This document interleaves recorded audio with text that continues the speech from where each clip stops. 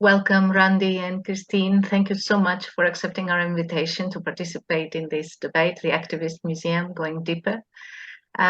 Just to briefly present our guests today. Kirstine Møller is a cultural researcher, heritage professional, and archaeologist. And Randi Godø is art historian and a curator at the National Museum in Oslo. I was at the ITM conference in Denmark last June. This is where I had the chance to hear Kirstine. She was in one of the panels, and I came across some, let's say, information or realities that were totally unknown to me. And it was actually a conference that made me feel very uncomfortable and very sad. I kept thinking about the things I heard, and then I got in touch with you so that maybe we could hear a bit more. I'm sure more people will need to know more, are as ignorant as I am. So one of the expressions I heard for the first time in June was green colonialism. When I commented with other colleagues later on, I understood it was my ignorance. It's a term that exists for some time now, and it means something. So perhaps I could start with you, Kirstine, and ask you, how would you define it? How do you perceive the expression green colonialism? What does it mean? Now, I think I'll give myself a bit more of a introduction, because it's not really a term that I work with as such. But like, one of the reasons why I was at the IETM meeting is because of my point of view as a indigenous curator who's been working with like expressions and ways of being that was interesting for the people organizing IETM, but within my field of study is called living heritage. Mm-hmm. So it's the expressions that, and I think it's like, it becomes interesting as my background as an archaeologist who have been studying material culture for many, many years, to go over into the other part and then studying what it means to be human. Mm. When the human disappears, what disappears with the human, right? So that was the reason why I was at the IETM. And the session where where we met each other, one of the audiences brought on a perspective about green colonialism as they experienced it in the global south. And the way that I understand and perceive green colonialism is that it is centered around something good from the global north. But I think it's a bit black and white to put it up in these two dichotomies, as like global south and global north, because it can also be like within the north. It comes from an idea that if you, for instance, build windmills to produce green energy and you put it in a remote place so you're not disrupting like citizens' lives, then you're doing something green. It's good for the environment. Except this idea of remoteness usually includes indigenous lands. And then it becomes green colonialism. So it has, it has sort of, it has a positive viewpoint from like a bigger perspective or something, but it is disregarding the rights of people in a different location. So it usually has something to do with like green energy, green alternative, doing something positive for the environment, but on the cost of human rights in remote places, or what is perceived as remote from the dominant side.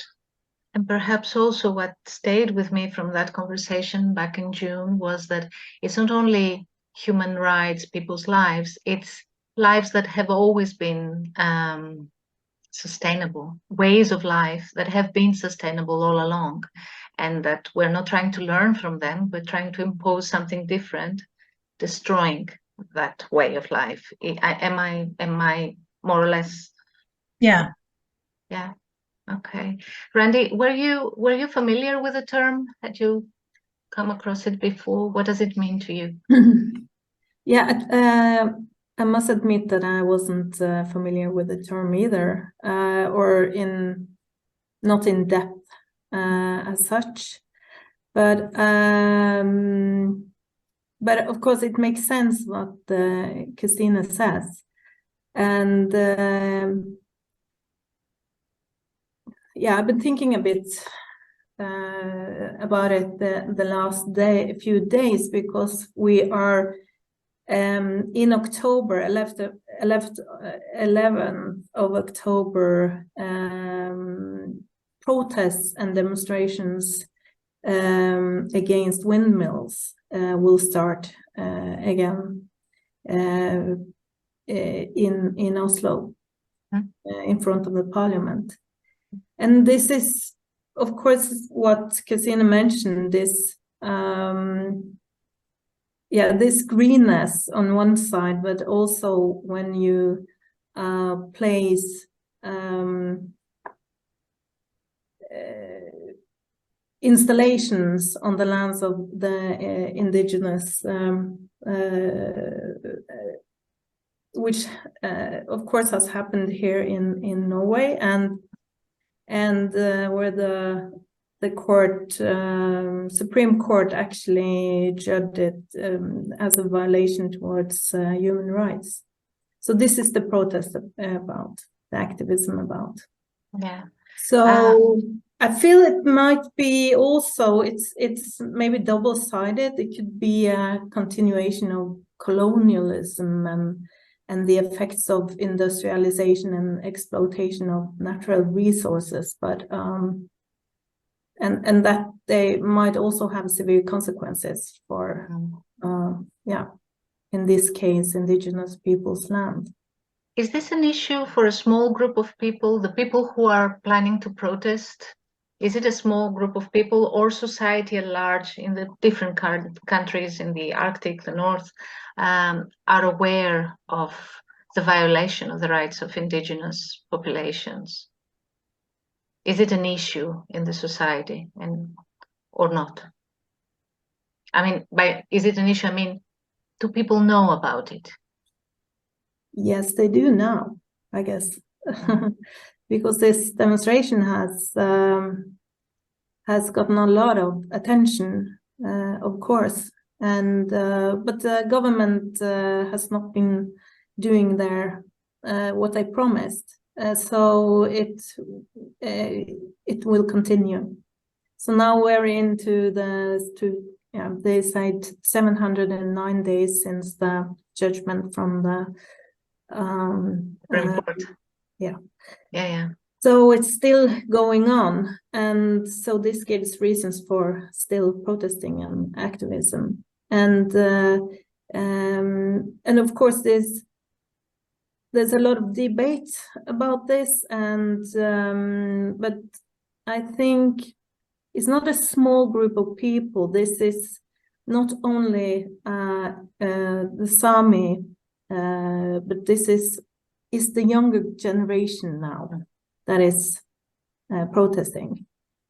Yeah, I think it's something we see in general in different countries, that younger people seem to be more aware and more sensitive to a number of issues than, let's say, we were, or a few years ago it was not the same. Young people are making a difference.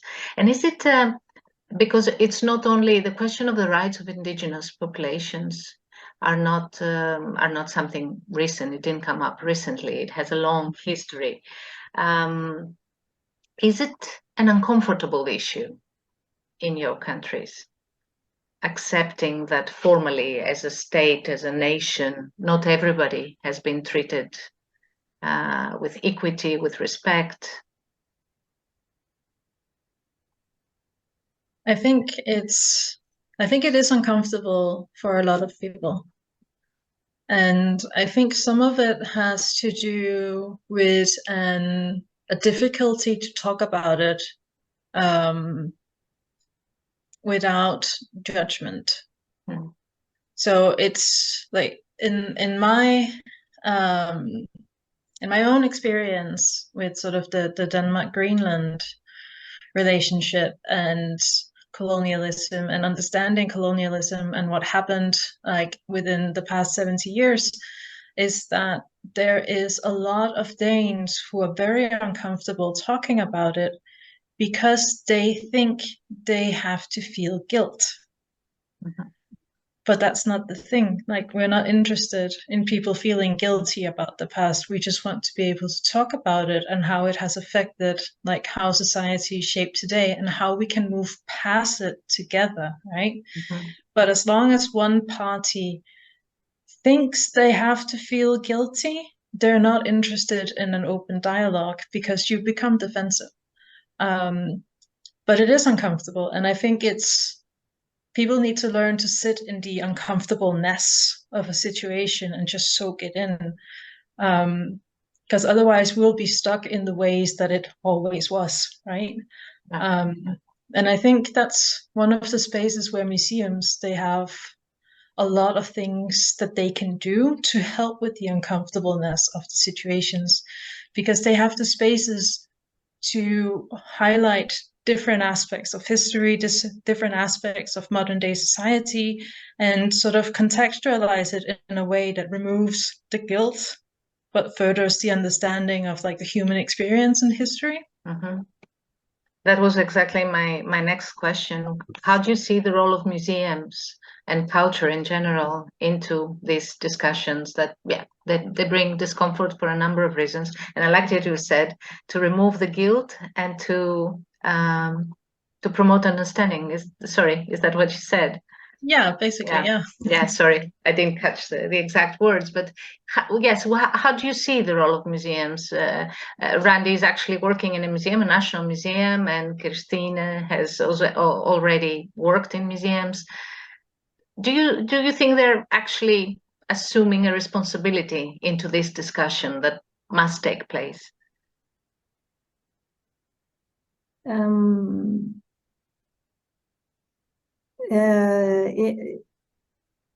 Yes, the museums must take some responsibility. Yes, I think so. I mean, it's the uncomfortableness is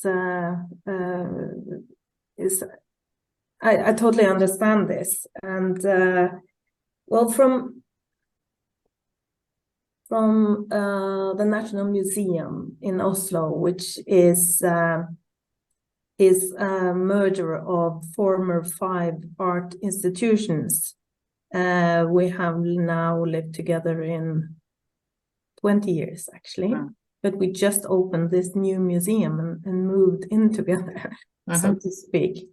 But in this merger, or these 5 former art museums, of course, brought with them their different forms of museum traditions and mindsets. So in this, in this merger, we have been forced kind of to handle and maybe to merge our different museum traditions.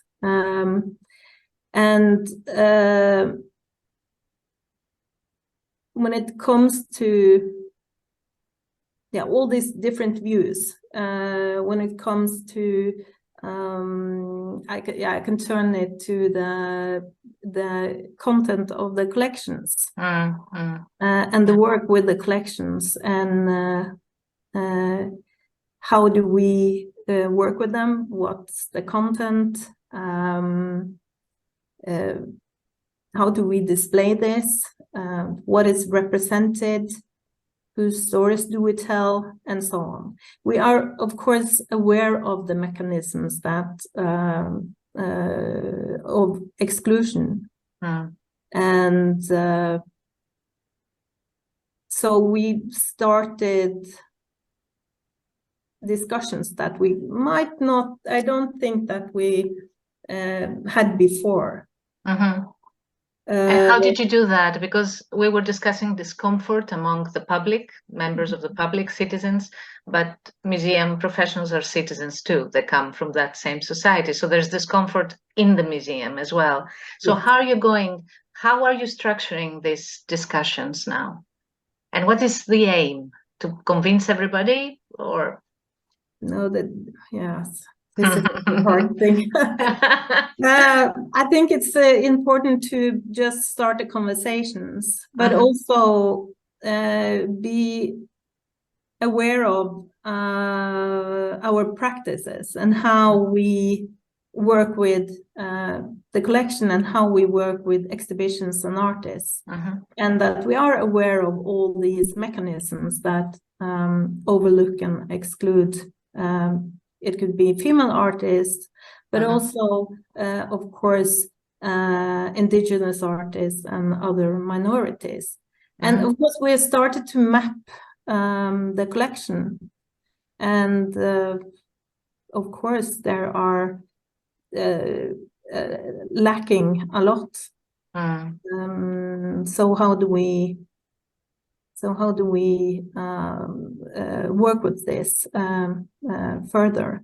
Now that you merged, is there one person as museum director, or more than one? It's only one. And where does that person stand in relation to the relationship of the museum and its collections to indigenous populations? Is there a clear view on this that could orientate the team or not? Actually, we're in between directors now, so okay. I can't say anything about, but I think it's the curatorial practices or the museum work practices that kind of is in discussion of this, and is turning quite a lot of stones to try to try to embed these important issues and how to handle it. Kirstine, have you been through an experience like that of a museum trying to initiate that discussion? How do you see museums in Denmark, for instance, taking up this responsibility? Actually, I think I mentioned to you in one email that I was very surprised. There is a small exhibition on colonial histories at the National Museum in Copenhagen. And regarding all the territories, the museum indicated the beginning and the ending of the colonial period, but not in what relates to Greenland and the Faroe Islands. It was just the beginning of the colonial period, no ending. And I thought that was rather brave. I cannot imagine something like that in a number of other countries. So how do you see museums going about these issues at this point? That's a really good question. So I haven't worked in a Danish museum since 2014, and like the past 9 years I've been at the Greenland National Museum and Archives, and you cannot compare, because like for Greenland, the National Museum is already an indigenous museum. We are situated completely in our history, and I don't think we could even start making an exhibition without going into these difficult subjects. And when it comes to Denmark, I think there's been a lot of interesting takes on like the colonial relationship between Denmark and Greenland within the past couple of years. It is 2 years ago, it was the anniversary, in lack of a better word, of the colonization of Greenland. And that ended up with a lot of like exhibitions, and even like the Danish broadcasting company made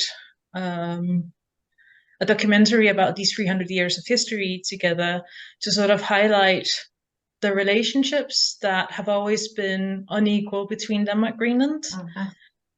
There's always been a lot of prejudice and misunderstandings in Denmark about life in Greenland. And I think like right now, a lot of things are happening to sort of change that, to give Danes a better understanding of what Greenland is. and I think the museums play a role in that. But it's also been super challenging because of the pandemic, and a lot of I know, like in Denmark, like the whole cultural sector has less money now, so now more of the museums are really expensive to get into, meaning that you're only reaching, like, the target audience are the one with money and not just, you know, regular people. Anybody, yeah. So there's a issue with accessibility on that front. But I have to admit, I don't know much about what's going on in, like, the curatorial practices at the museums in Denmark, because I've been out of the loop for almost 10 years. And is there a collaboration, or was there a collaboration between the museum in Greenland and museums in the mainland Denmark? Yes, so all the Nordic national museums actually have a sort of a collaboration going on, at least on the director level. It's so there's a lot of there's connections and network going on, but when it comes to, like, exhibition making, it also depends on each museum's sort of, like, tradition for how to make a exhibition, and it also comes down to the funding. Is there money to actually get outside experts to give input to the exhibition space? The issue with a lot of, like, with the Greenland National Museum is that it's a museum, but it's also, like, has the same responsibility as, like, a governmental cultural department has. So there's a lot of management going on as well.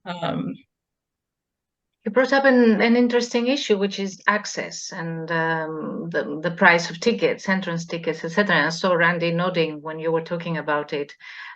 So if on the one hand we feel that museums have an important role in making societies more aware of these stories that were not told or were not discussed before, now what if people find it hard to come to the museum, either because they cannot pay the entrance or because also people are working probably even harder than before the pandemic? I don't know, I see this around a lot. So if we accept that we have an important role to play, now what? How can we get closer to the people and share these stories and create this space for debate? Where is that going to happen? What do you think?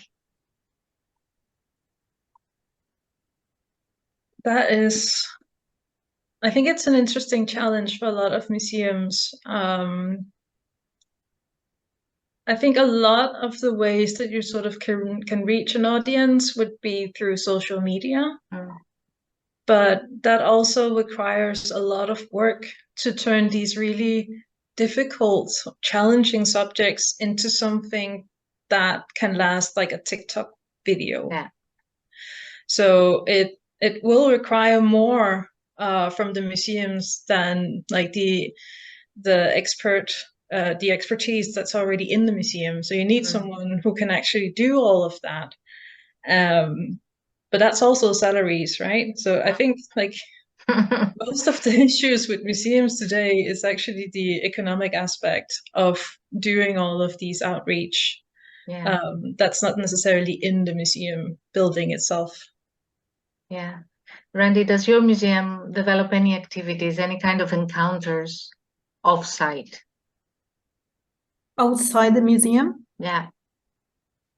Yeah.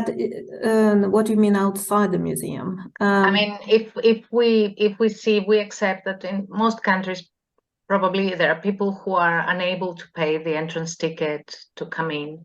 So how can you go to the people where they are? Yes. Yes, we are working for now. I mean, we just opened, or we've been open now for a year. And of course, we have been discussing the price of the ticket. And may I ask how much it is to get to your museum? 20 euros. 20 euro. Yeah, approximately. And the opening hours also. So for the first year we had opening hours from, I think, 11 to 10 in the evening, or 9 in the evening. But now that is super expensive, so we had to cut the opening hours, unfortunately. But and when it comes to the ticket, we do have free entrance sometimes, but not much. This ticket price is extremely important issue in the museum. But yeah, because of the system. Yeah. So let's talk also about reaching out to people. Yes, sorry. Reaching out. We do have a touring program of exhibitions that we share with or collaborate and send and share with the country.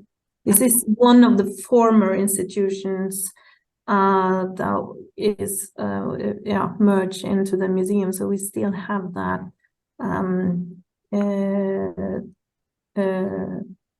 task. So this is one way, but we also work extensively with different target groups when it comes to young adults. So we form young adults clubs and so on. So we try to have dialogue and contact with some target groups to. And do you work with Sami people? Yes. You do? We do, yes. In what way? Well, I'm currently working on exhibition with the Sami artist Britta Marakatlaba. So, and we also, I mean, there is a lot of potential here, of course, but we also have dialogues with different museums in the north, trying to collaborate. Can we talk a bit about protest art? Because another thing that came up for me at the ITM conference was the work of Maret Anesara, which was presented at your museum. I was totally blown away. I mean, with what I saw, it was just images. I can't imagine what it must have been to be in front of that installation. Randi, would you like to? I'm not sure everybody who's with us today has seen the link we put on our website to get to know a bit more about this artist and her work. Would you like to give us the context? Briefly give us the context of that installation and why your museum decided to present it. Yes, so the context is, of course, that, let's see, 2017, 2018, I think we kind of realized that we didn't talk about indigenous art or Sami art at all in the museum. We realized that this was not even a topic. And of course, when Maran Sara's artwork, Palo Sapmi Supreme, was at the Documenta, and things started, especially when it started a lot of some artists started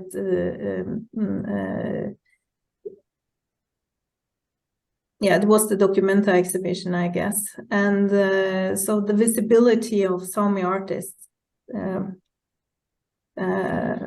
was there, and yeah, to make a long story short, I talked to the artist and I talked to her about this artwork. And that's what I was asking you, if you could briefly explain what the artwork is, because I'm not sure Oh, everybody was with us. Yes, this artwork so that people... is a huge installation of reindeer skulls. And reindeer skulls with a bullet hole in their forehead. And there are approximately 400 of them put together in a kind of a carpet. And this is an artwork that Møller Sara has used as a protest in all her, in her brother, according to her brother's court cases. So to voice this and to, she made 3 Palo Sapmi artworks, and the last one, the Palo Sapmi Supreme, was a demonstration in relation to her brother's Supreme Court case that he lost. They took away his land, didn't he? I mean, her brother is a reindeer, he raises reindeers, and he had to slaughter his animals. Yes. Yeah. So, and she explained to me that this is an active artwork. This is something that harbors the culture, harbors my family. This harbors this case. This is such an important artwork for me. So, and we were discussing the possibility of acquiring it to the collection. Mm-hmm. And she actually said that, yeah, I've been thinking about that, but I don't know. This is a dilemma as well. Of course, but after quite a few conversations, we agreed that this might be a good way to the artwork's life in a way, but not only because she said clearly that I'm afraid of that this will be reduced to a decor, to a decorum, or put in storage. This is not, I don't want to sell it to the museum if you put it in storage. And of course, a lot of the art that we purchase are put in storage. So this artwork is, after the discussions and agreement with the artist, this artwork is now the first artwork that you see when you enter the museum. This is also the first time that National Museum is displaying art by indigenous artists in the collection exhibition, for instance. So it's a lot of first times for the museum, but but we also have a clause in the contract that says if it is a permanent display, but if you take it down for some reason, it will go back to Sápmi. It will go back to a museum in Sápmi. We are still waiting for the Sami Art Museum. So there, for now, it's not a museum for art, but I guess maybe it will come, and then we're agreeing to send it back. So this is kind of a co-ownership in a way. Maybe this is a good time to invite our colleagues who are following this discussion to turn their cameras on and ask you directly their questions or make comments about what they've heard. Please join us if you want, and if you have questions. Hey, Marta. I could start as Please. usual already. As usual. So my first camp of study is fashion, and I work with fashion revolution. So I'm actually familiar with the term green colonialism, unfortunately. We see it used in fashion and in the plane industry quite a lot as a offsetting kind of use. So it's actually used as in, we do this good thing to excuse the other bad things we keep on doing. So that's how it's been used. We see it a lot in the airplanes when we fly. In front of your seat, there's this thing, oh, we're planting trees somewhere, so it's good for you because you're flying with us. This is, again, I love how Kirstine used the word guilt, because we see a lot of it in sustainability conversations around, especially in fashion. So brands have these green lines, so you feel less guilty to buy from them, but they're still producing the other problematic lines, not just the green. So it turns the responsibility on the consumer instead of the brands. I find it really interesting that this conversation is coming to the museum universe, because it is about land. I would like to introduce you all to the term waste colonialism too, which happens a lot in Africa, where clothes and cars and computers and all that stuff is sent to places like Ghana and Argentina and other countries. A lot of the secondhand market is very problematic exactly because of that.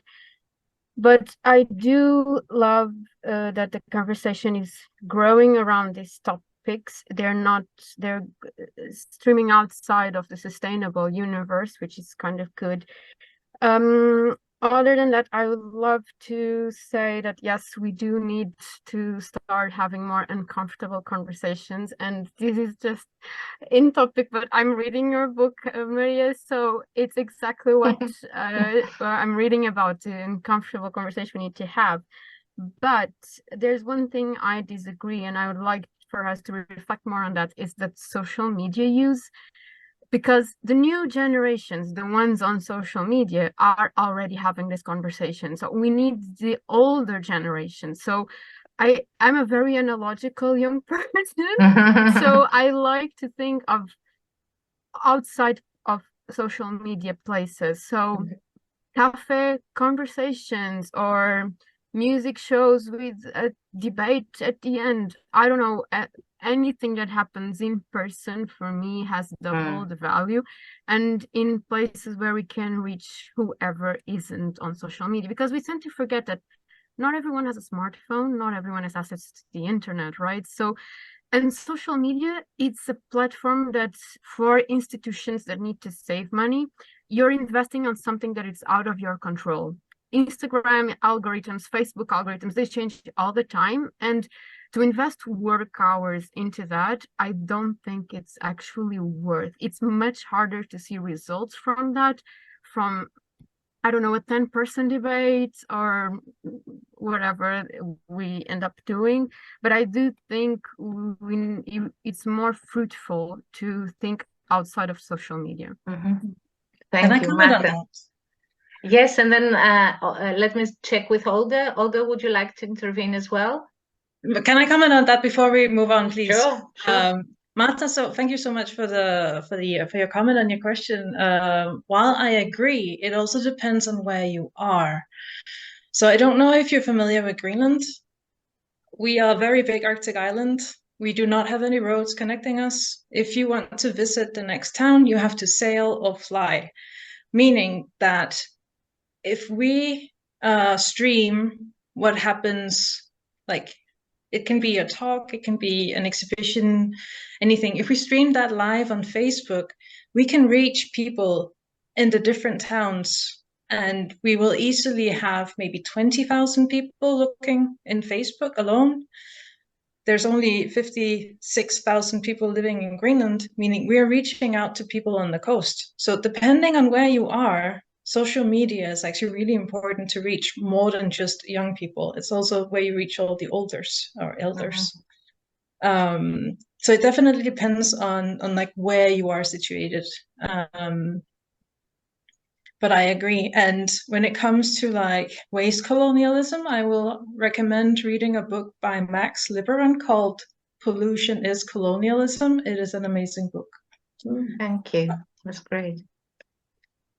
And yeah, maybe when we talk about social media, our mind goes to posting on Instagram, posting on Facebook, but this discussion is happening online at the same time. And just like Kirstine was saying, so yeah, we tend to think about this very futile, superficial exchange of views on Facebook or wherever, but we can also do other things thanks to social media. But I thank you both for raising this issue up, because it's two different views on the same issue. Olga, would you like to intervene, please? Yes, thank you very much, and thank you for this great discussion. I think I learned a lot today, but I also, I'm talking right now from Sweden, so another Nordic country with our own issues. And I think both of you mentioned it during the talks, but the economic side of how museums can actually intervene and engage is also very much affected by the political agenda of the current government and such. And this is what can be actually seen in Sweden right now, how some topics are coming down in the priorities for the political agenda, for the cultural budget, and museums are kind of left alone in this space without any support to this kind of projects. And Maria, you asked about how, like, if people in the Nordic countries are aware about these difficult histories and everything. And I think in Sweden there were a lot of efforts in making people aware, but it is still not enough. And with the defunding of these programs and of these discussions, of course, it will kind of go down very quickly. Yeah. Thank you, Olga. Randi, Kirstine, would you like to comment on anything, or we can also see if anybody else would like to ask a question or make a comment? We have about 10 more minutes, more or less. But as we wait, let's see if Randi and Kirstine have anything else to say. Well, I could comment a bit on what Olga said, and I'm aware of the severity of the National Museum in Sweden. I think, are they closed or? It's kind of undecided yet, but yes, there's been an issue with, again, underfunded museums, not safe or physical environments and everything like this. But when you're asking are they closed, what do you mean, that the museum's closed? It's because of financial issues or political decisions? I didn't understand, I'm sorry. I'm not an expert in this issue, but I can just say that the National Museum, which is the National Fine Arts Museum in Stockholm, had some issues with the building, which was undercared for years. And now they have to either minimize their operations or close. Okay. I didn't know about it. Okay. Yeah.